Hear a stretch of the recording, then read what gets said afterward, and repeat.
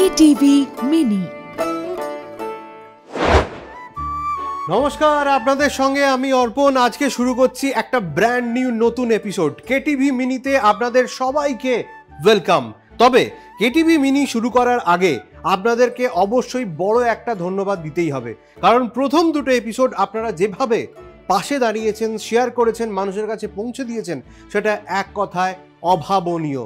আপনারা যদি এইভাবে পাশে থাকেন তাহলে এই শো আপনাদেরকে আরও অনেক বেশি সজাগ করবে, অনেক বেশি চোখ খুলে দেবে এবং অনেক বেশি সতর্ক করে তুলবে। আর ইনফরমেশনের কথা বললে ভুরি ভুরি ইনফরমেশন আপনাদেরকে তুলে ধরতে পারবো।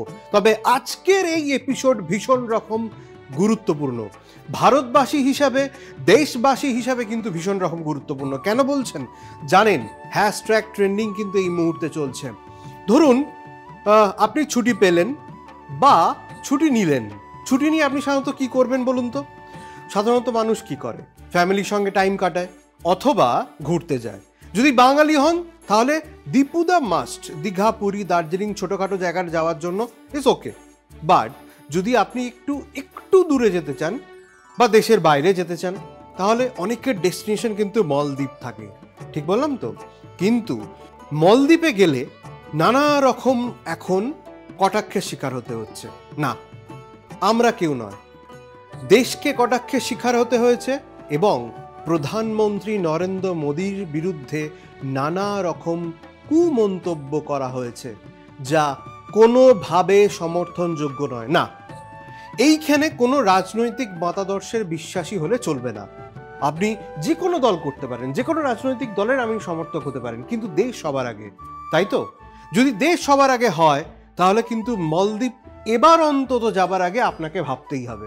এ প্রসঙ্গে ঋত্বিক ঘটকের একটা কথা খুব মনে পড়ে গেল, বিখ্যাত লাইন আপনারা সবাই জানেন, ভাবুন ভাবুন, ভাবা প্র্যাকটিস করুন। অর্থাৎ মলদ্বীপে যাবার আগে আর একবার ভাবুন। ইতিমধ্যে 14,000 ক্যান্সেলেশন হয়েছে দেশকে অপমান করার জন্য আর প্রধানমন্ত্রীকে অপমান করার জন্য। তাই ঘোরার আগে দেশ আগে, অন্তত আমাদের তো তাই মনে হয়, আপনাদের তো তাই মনে হয়। অবশ্যই ভারতবাসী হিসেবে সেই গর্ব যেমন আমাদের রয়েছে, সেই কারণে দেশকে যদি অপমান করা হয় তাহলে কিন্তু গর্জে তো উঠতেই হবে। বুঝতেই পেরে গিয়েছেন ইতিমধ্যে হ্যাশট্যাগ ট্রেন্ডিং চলছে মলদ্বীপকে নিয়ে। তাহলে মলদ্বীপে আসল ঘটনা কি হয়েছে আজকে কেটিভি মিনিতে, সেটাই সাবজেক্ট। একবার দেখে নেওয়া যাক বড় স্ক্রিনে মলদ্বীপের ঘটনাটা এক্স্যাক্টলি কি ঘটেছিল, ঘটনার সূত্রপাত কিভাবে। ভীষণ রকমভাবে প্রয়োজন ঘটনার সূত্রপাত জানাটা। এখানে বলা হচ্ছে সম্প্রতি লাক্ষাদ্বীপ সফরে গিয়েছিলেন প্রধানমন্ত্রী নরেন্দ্র মোদী। তারপর প্রশাসনিক অনুষ্ঠানের পাশাপাশি কেন্দ্রশাসিত দ্বীপরাজ্যের সমুদ্র সৈকতেও অনেকটা সময় কাটিয়ে এসেছেন দেশের প্রধানমন্ত্রী। তারপর ফিরে এসে সেই সফরের স্মৃতিচারণাও করেছেন নরেন্দ্র মোদী। এতখানি পর্যন্ত ঠিকঠাক ছিল। অবশ্যই আমরা কোথাও ঘুরতে গেলে সেখানকার ছবি তো আমরা সোশ্যাল মিডিয়াতে পোস্ট করবই। তারপর পরের স্লাইডটা দেখে নেওয়া যাক। সফরে কাটানো মুহূর্তের প্রচুর ছবিও তিনি সোশ্যাল মিডিয়াতে পোস্ট করেছেন, যেটা এক্ষুনি আমি বললাম। যেমন লাক্ষাদ্বীপের সমুদ্রে প্রধানমন্ত্রী মোদীর স্নর্কেলিংয়ের অর্থাৎ এক ধরনের জলক্রীড়ার ছবি তিনি পোস্ট করেছেন। সাদা বালির উপর ভ্রমণ বা বিশাল নীল সৈকতে বিশ্রাম নেওয়ার ছবি প্রকাশ্যে আসার পরেই কিন্তু বিতর্ক তৈরি হয়েছে। বিতর্কটা কি, অভিযোগটা কি, সেটা তো অবশ্যই জানতে হবে। অভিযোগটা কি তাহলে একবার পরের স্লাইডে দেখে নেওয়া যাক।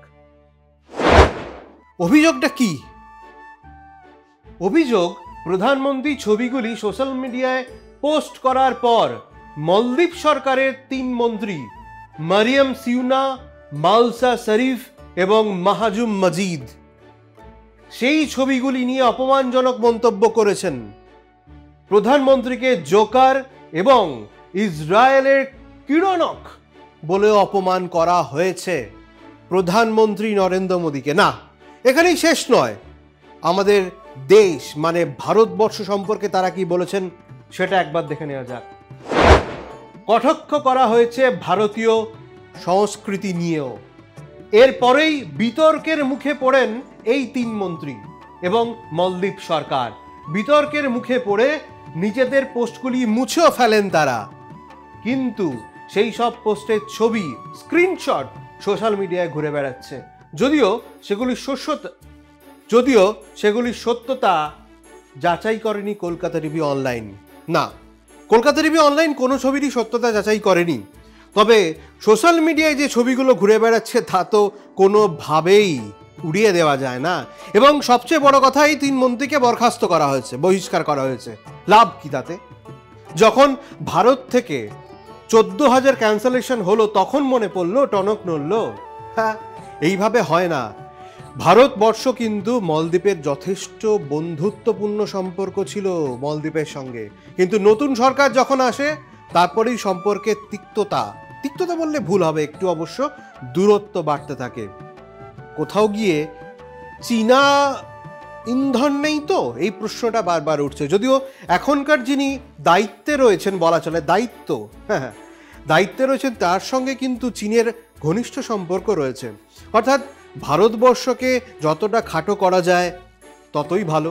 গর্জে উঠেছে ভারতবাসী, কারণ সচিন টেন্ডুলকার, অক্ষয় কুমার, হার্দিক পান্ডিয়ার মতো তারকারা, আরও অনেক সেলিব্রিটি যারা সাধারণত মলদ্বীপে সময় কাটাতে যান, তারা কিন্তু এবার গর্জে উঠেছেন।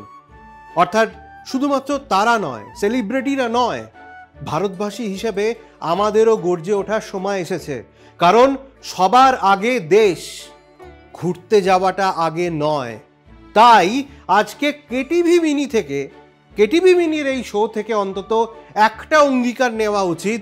আমরা বিভিন্ন দেশে ঘুরতে যাব, দেশের বাইরে তো বটেই, মানে ফরেন কান্ট্রি, দেশের মধ্যে ঘুরতে যাব। আর পিছনে যে ছবিগুলো দেখছেন স্ক্রিনে চলছে, সেই ছবিগুলো দেখে কোথাও বাইরের দেশ মনে হচ্ছে তো? না, এটা বাইরের দেশের ছবি নয়, এটা আমাদের ভারতবর্ষের ছবি, অর্থাৎ লাক্ষাদ্বীপের ছবি। এবার অন্তত মলদ্বীপকে জবাব দেওয়ার জন্য মলদ্বীপের পরিবর্তে লাক্ষাদ্বীপকে বেছে নিন, তাহলে হয়তো উচিত শিক্ষা দেওয়া যাবে। তাই আবারও বলছি, অন্তত এবার ভাবার সময় এসেছে। যারা দেশের নামে বদনাম করবে, যারা দেশকে অপমান করবে, দেশের প্রধানমন্ত্রীকে অপমান করবে, তাদের বিরুদ্ধে কিন্তু এবার গর্জে উঠতে হবে। কেটিভি মিনি কিন্তু সেই যা সত্য ঘটনা ঘটছে সেটাই আপনাদের সামনে তুলে ধরছে।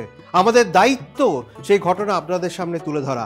তাই এবার ঋত্বিক ঘটকের কথা দিয়ে আরও একবার শেষ করব।